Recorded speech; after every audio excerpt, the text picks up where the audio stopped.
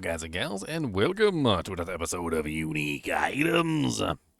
Today we're going to be covering a new unique helmet for the Necromancer. It's called the Unmaker. The Unmaker is an interesting helmet. Kind of reminds me of a character from another video game because the graphic of the helmet itself is very graphic. It really makes your character look quite gruesome indeed. I'll have to bring you over to the wardrobe later and we'll take a look at like the actual graphic of the helmet, but for right now let's talk about the actual item itself. As you can see, I currently have 4 to 12 masterworks on this, so my stats are a little bit higher than what you'll probably see, but I do have a greater affix on the chance for soul rift to deal double damage, which is 48.4%, which is really nice. I have the perfect roll on the damage reduction while you have a barrier, which is currently a 25% masterwork for 24.5%. Pretty huge damage reduction while you have a barrier. It's not bad at all. Then it has a huge resource generation with the greater affix on that of 33% resource gen, which is really nice. And then imperfectly balanced, which is one of the passives, of course, on the Necromancer tree. And that's the one that gives you a bonus to your core skill damage, but also increases the cost of it as well. So you get a cost increase and you also get a damage increase as well. So the helmet is actually really well crafted. It gives you double damage to the entire purpose of the helmet, which is soul rift. You get a really nice barrier damage reduction, which is honestly insane. And it's pretty easy to keep the barrier up, like full time. Like I don't think you should have any problem with it whatsoever. The resource generation makes it much easier to obviously keep your core skill active and in the fight, because of course, you know, the imperfectly balanced is going to increase the core damage but also increase the cost of the skill. So you have a nice little like quid pro quo there, which is where yes, it's increasing the cost of the skill, but it's also increasing your generation to make up for it, which does work. Then we have this special effect. Now, the special effect is based around Soul Rift, and Soul Rift is the new ultimate for the Necromancer. If you haven't seen it, let's read off the Soul Rift ability first before we go over the special effects, because it is a new ability, and you might have never seen it. So Soul Rift says, for 8 seconds, you corrupt surrounding enemies, dealing 91% damage per second. Every 0.25 seconds of this duration, you absorb the souls of up to 3 enemies, and your maximum gaining 2 essence and barrier for 2% of your maximum life for 5 seconds. You absorb 3 souls at a time from bosses. On top of this, you can also add the modifiers in there, which is every soul absorbed increases your damage by 1% times, up to 30% times. This bonus persists for 5 seconds after Soul Rift ends. And you also get enemies with their souls absorbed to become vulnerable for 2 seconds, which is really nice. When damaging enemies affected by Soul Rift, you have a 5% chance to absorb their soul as well. So lots of soul absorbing, and I can kind of give you a demo of how this works. So let's go to multiple trainer enemies, and we're going to go ahead and start absorbing some souls. And as you can see, we're literally absorbing the souls from the enemies. As we damage the enemies, we can also increase the amount of damage reduction and the damage output and various things that you're going to be getting from Soul Rift. But as you can see, it doesn't last forever, right? It's 41 seconds, and we want it to last longer. Well, the special effect on this is Soul Rift's duration is increased by 0.5 seconds for every 30 essence you spend while it's active, up to a total of 8 seconds increase, which of course is going to make Soul Rift last longer. It's going to give you more barrier. It's going to give you longer, you know, a longer duration of its actual effects, you know, like the damage multiplier and whatnot. And of course, the longer vulnerable as well, so having more vulnerable uptime. And then the special effect is Soul Rift deals 200%, 100 to 200% of its shadow damage per second to surrounding enemies for every 30 essence you gain while it's active. So they're rewarding you in both ways. Number 1 is for spending essence, and number 2 is for earning essence, right? So as long as you're gaining and spending at the same time, you're going to get some pretty nice bonuses. And just putting the helmet on, you'll notice that we get a much longer duration. We can sit there and we can start spending and gaining at the same time. We're going to be able to extend the duration of Soul Rift pretty massively and keep it up essentially with 100% uptime. Soul Rift is actually a really cool ability. It does travel with you, as you can clearly see. Any monster within the effect of it is going to be vulnerable basically 100% of the time. You also get essentially a 100% barrier on your character just by actively engaging in the way that the ability works. As you can see, the cooldown of the ability is dropping as I spend my resource. And it just, in general, is so easy to keep active. It is a shadow damage ultimate, but even if you aren't using shadow damage, the cool thing about this is that, well, you're still getting a lot of positive bonuses from this particular ultimate. Obviously, you're getting the 30% multiplier. You're getting the enemies are vulnerable within it. You're getting the barrier that is constantly being generated. If you're utilizing the Unmaker, you get a huge damage reduction for having an active barrier, which of course you could get in the enhanced form. So you could obviously get a greater affix, and you could masterwork it, having a rather large amount of barrier bonus. The imperfectly balanced bonus on the Unmaker helmet also gives you a rather drastic increase to the cost and also the damage of course, your core skill, which is going to be really nice. And then you get a huge amount of resource generation to make up for the fact that you have to spend large amounts of resource with the ability. I mean, all of it works together to make a very powerful item, which could potentially replace like Shaco or even like Andariel's or Air of Perdition for your character, depending on how well you're utilizing Soul Rift to your character's advantage.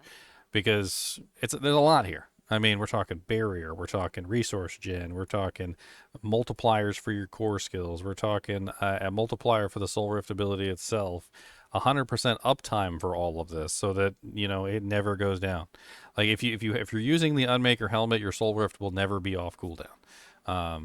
You're gonna just use it whenever it's available to get all of those nice bonuses for your character, and you don't necessarily have to use the Unmaker helmet, but it is really well designed, in my opinion.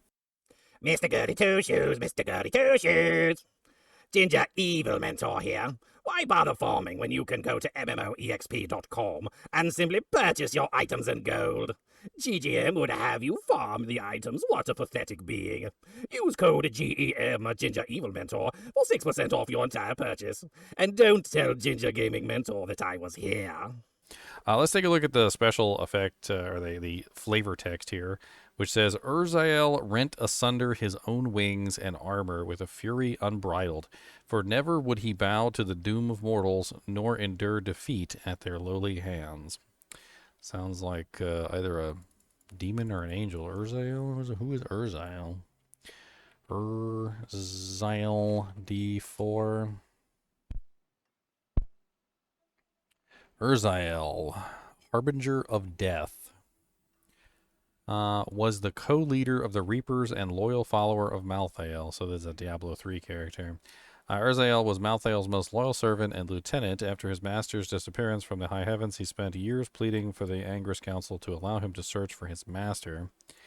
Eventually, the council agreed to his request. He, accompanied by a sect of angelic maidens who were Malthael's closest followers, Urzael swore to not to rest until he found his master, for he believed that Malthael's presence was sorely needed in heaven. As Malthael had taken a growing interest in humanity prior to his disappearance, Tyrael suggested that Urzael begin his search on Sanctuary. Searching the mortal realm, Urzael did not find his master, but he did find humans, far too many for his liking. He saw how they murdered and cheated on one another, while turning a blind eye to their unfortunate. While humanity had the capacity to choose between good and evil, Urzael noted that they overwhelmingly chose the latter option. Urzael became disgusted with humanity and believed that if they should ever unlock their Nephilim birthright, the heavens would be doomed. Eventually, Urzael found Malthael and was not surprised to find that his master felt the same way about humanity as he did, and they resolved to scour humanity from the face of creation. My master has begun his work on the stone. Nothing you do matters. Soon, demon spawn like you will be gone forever. Malthael's forces, dubbed the Reapers, moved against the mortal realm, starting with the West March. By this time, Urzael's form had become large and fleshy, a hulking brute of creature. I remember fighting him. Urzael commanded the Reapers attacking West March, and aware of the Nephilim's presence, took measures to try and kill and delay them. His attempts failed, however. The soul crucibles harvesting the souls of Westmarch were destroyed. Without the crucibles to directly harvest souls, Urzael rained fire down upon the city, aiming to kill its remaining inhabitants in massive conflagration. Urzael was confronted by the Nephilim in Westmarch Tower and claimed that the fight had already been lost. In the ensuing battle, however, Urzael was defeated. Hum. Quotations. No. That's terrible. Interesting. So this is his helmet, I suppose. Or maybe it's his actual head. I don't know. Let's take a look at it in the thing here. So this is what the actual helmet looks like. As you can clearly see, it's quite gruesome. I mean, like the horns have like these like bones coming out of them. They're covered in blood on the bottom. Not covered in blood or bony on the top, all right? And then like obviously this is like a real helmet, you know. I guess it's like kind of steel-ish, I suppose. There's like a horn coming out of the front here that's like filigreed. I think that's called filigree. And then of course the face is just disgusting, you know? Like no big deal. Just a disgusting skinless face with like some evil glowing eyes underneath and like huge vampire fangs on the bottom and on the top of the mouth. It's a very interesting helmet, and of course, if you destroy it, you do get the Unmaker helmet in your repertoire here. As you can see, you can also dye it as well, and it changes the color of the eyes when you dye it, as well as the helmet color as well. It's really quite an interesting cosmetic piece, giving you the ability to not only control the color of the helmet, but the color of the eyes. As you can see, you get purple eyes, or like, not all of them will change the color of the eyes. Like gray doesn't really change the color that much. Interesting that canopy turns them blue, but green turns them like yellowish. It's definitely a striking helmet, that's for sure. My only like complaint about this particular like graphic is that a lot of the times it's very difficult to match it up with an appropriate armor. Like it just doesn't quite look right because the helmet is so flared around the bottom part that it doesn't really like fit with a lot of the armor pieces. Like the armor pieces have to like go up the neck and like connect with the helmet somehow. Like these turtleneck armors, basically. Like, you know, I know it's kind of a silly thing to talk about, but it is kind of interesting from that regard. Like this one kind of fits a little bit. See how it like the flare kind of like meets up with the helmet a little bit. Like it doesn't look as terrible. Um, a lot of these though, like this one right here is kind of disgusting because it actually fits with the helmet. Like the helmet has like no face, right? And his bones are sticking out, and like this one is like all skin and bones, and like the heart is pumping down here. It's like it's just as disgusting. I guess you could make a really disgusting armor set with this thing. It's neat, to say the least. Definitely a unique graphic in the world of helmets. And there are definitely some unique ones, like this one, or this one, which is just absolutely disgusting, or like this one. Like, I don't know what to think of that one. That one's just, there's a whole lot there. I just, you know, it's just one of many now. Just another of in the long line of disgusting helmets. That guy's got like tentacles coming out of his face. I think somebody needs to let him know about the tentacles coming out of his face. It's pretty disgusting. How does this die? Like, does this die well? It does not seem to die very well. What about this one? Can I make the face different colors? Oh, yeah, blue face. There you go. Whatever. Hello, Captain America. Yeah, let's see who got that reference. Alright, guys and gals, I think that's pretty much it. I think the only thing I left out was how to potentially find this helmet. The Unmaker helmet, I'm pretty sure was dropping from. Let me just do a quick check, real quick, because I did forget which location it was. Do do do do do.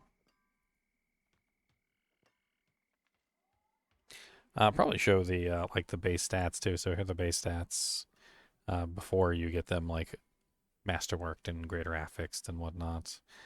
So it's kind of neat.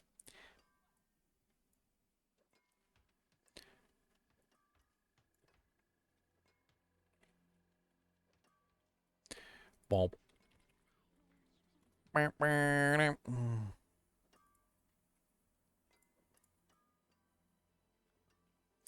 The Unmaker.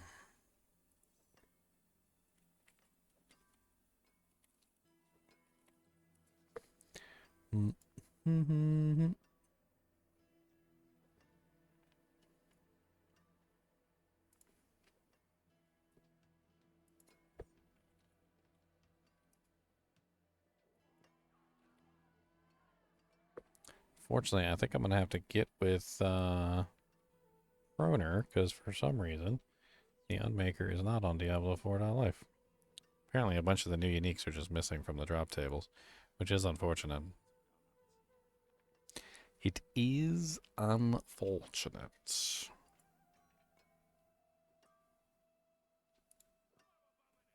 So we're going to take a look on here, and we're going to find the Unmaker, which is Beast in the Ice. So specifically Beast in the Ice.